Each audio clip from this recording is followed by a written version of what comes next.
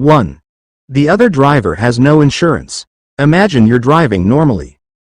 Suddenly, another driver crashes into your car. You did nothing wrong. But when the police and insurance information are exchanged, you discover something shocking. The other driver has no car insurance. Now what? Who pays your medical bills? Who pays for your damaged car? And what happens if the driver simply leaves the scene? This is exactly why uninsured motorist coverage exists. And if you don't understand this coverage, one accident could leave you paying thousands of dollars out of your own pocket. 2. What is uninsured motorist coverage? Uninsured motorist coverage, often called coverage, is designed to protect you when an at-fault driver has no liability insurance. It can also apply in certain hit-and-run situations.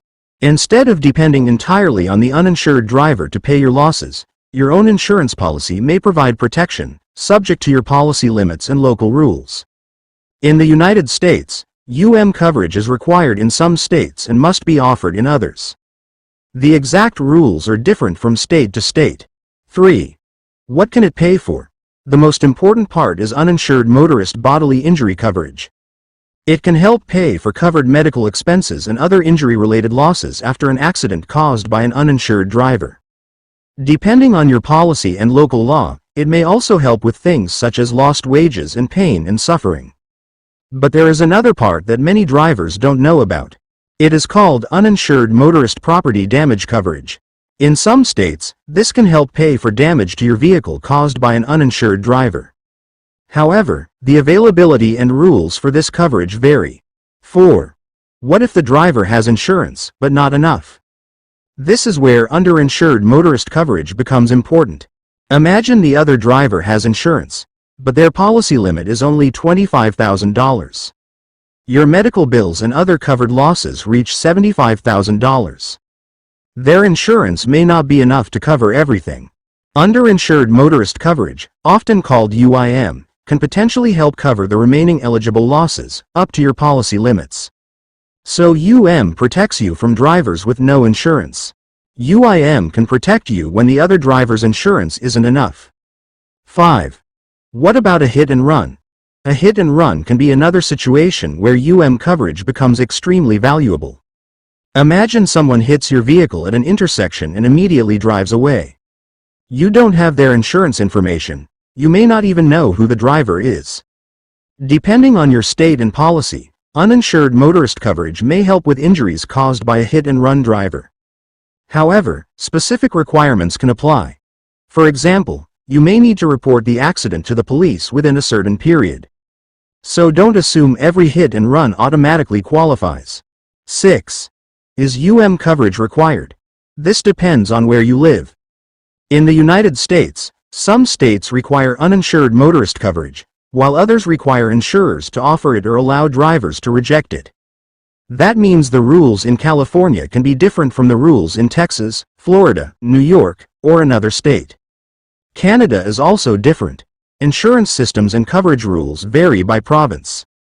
So if you're watching from Canada, don't simply copy a US insurance rule. Check the rules that apply where you live. 7. Do you need it if you have collision coverage? This is a very important question. Collision coverage can generally help pay for damage to your own vehicle after a covered collision, regardless of who caused the accident. But coverage can provide a different type of protection, particularly for injuries caused by an uninsured or underinsured driver. Your deductible can also be an important consideration. Depending on your location and policy, property damage may have different rules from collision coverage. So don't automatically assume collision coverage makes unnecessary. 8. How much coverage should you have? Your policy will normally show specific coverage limits. For example, you might see numbers such as 100,000/300,000. That can represent $100,000 of bodily injury coverage per person and $300,000 per accident. But choosing limits isn't simply about picking the cheapest option. Think about your medical expenses, income, assets, family responsibilities, and the potential financial impact of a serious accident.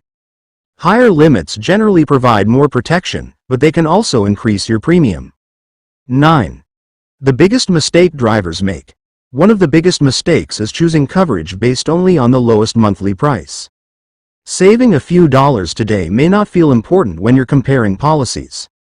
But imagine being seriously injured by an uninsured driver. Medical treatment, lost income, and other expenses can become financially overwhelming. That is why insurance should be viewed as financial protection, not simply another monthly bill. 10. Final decision.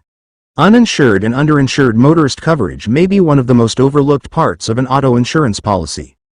It can protect you from a risk you cannot control. You can be the safest driver on the road and still be hit by someone who has no insurance.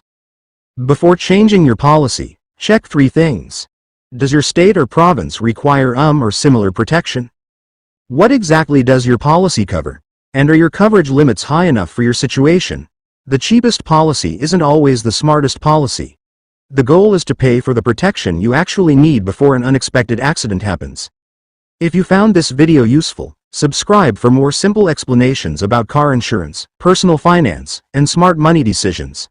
Thanks for watching, and I'll see you in the next video.